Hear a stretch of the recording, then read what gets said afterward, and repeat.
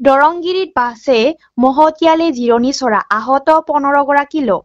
গোৱালপাৰা জিলাৰ দৰংগিৰিৰ কাছাদলত ভয়ংকৰ দুৰ্ঘটনা।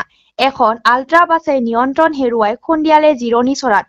দ্ৰুতবেগী বাছখনে মহতিয়াই নিলে কেইবাখনো চাইকেল। ইয়াৰ ফলত গুৰুতৰভাৱে আহত প্ৰায় 15 গৰাকী লোক। আহত লোকসকলক তৎক্ষণাত ৰংজুলি চিকিৎসালয়ত ভৰ্তি কৰা হয় যদিও ইয়াৰ কেইবাগৰাকী উন্নত চিকিৎসাৰ বাবে গোৱালপাৰা আৰু গুৱাহাটীলৈ প্ৰেৰণ কৰে।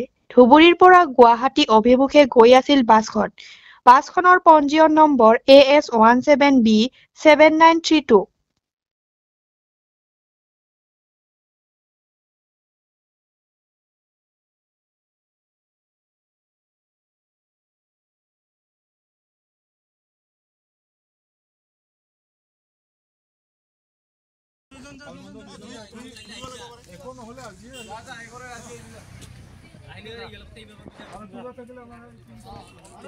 আৰু আছে না